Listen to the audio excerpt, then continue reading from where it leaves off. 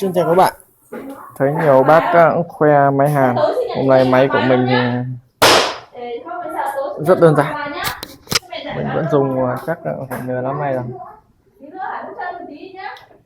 Đây, nhiều bác là khoe bộ hàn chế các kiểu đẹp lắm, nhưng mà mình thì cục mịch đơn giản này thôi.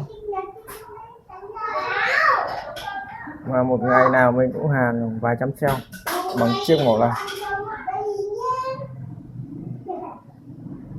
Đấy, máy trông rất xấu luôn, so các bác rất xấu luôn. Mình hàn thử cho các bạn xem vài mối hàn nhé.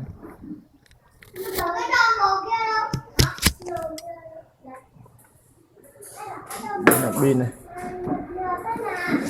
cắt thử một đoạn lichen. Mình hàn bằng kẽm 0,15 0,8.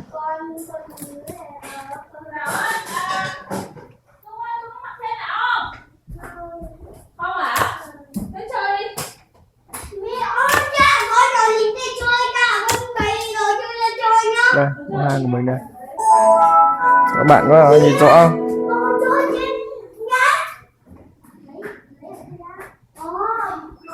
Không rõ thì mình chụp ảnh gửi kèm luôn.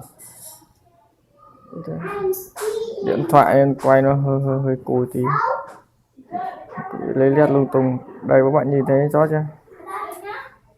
Đấy, mình xé thử ra nhé, xem độ chắc của nó như nào.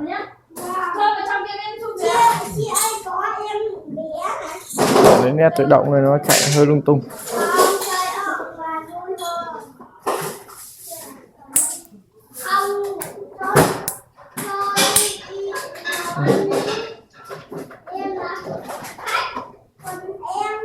Pin nó hơi bẩn, pin nó bị rỉ rồi, xịn nó đây, rất là bục thiếc luôn, bục kẽm hàn.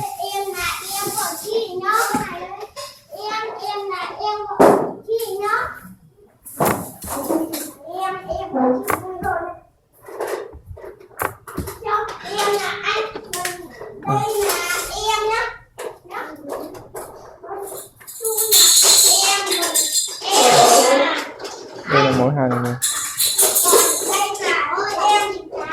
Máy rất đơn giản, chỉ một cái mạch tham, một vòng dây đồng, hai vòng dây đồng, chấm hết. Đấy, biến thế thì lấy trong một cái sóng cũ ra, biến thế này dây nhôm luôn đấy.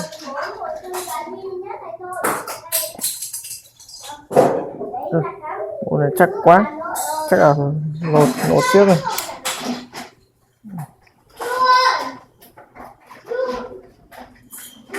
Tránh đi ken luôn đấy.